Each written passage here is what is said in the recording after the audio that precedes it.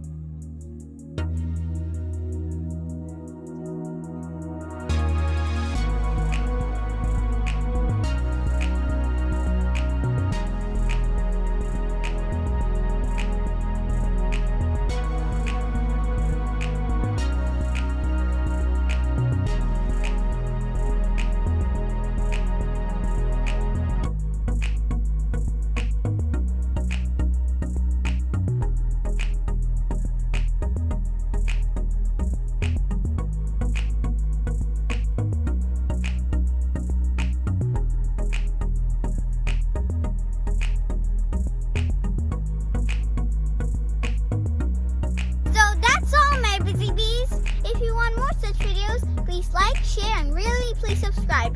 And if you really like this experience of how we popped the balloon when it had water in it, then you can watch it again. Bye bye for now.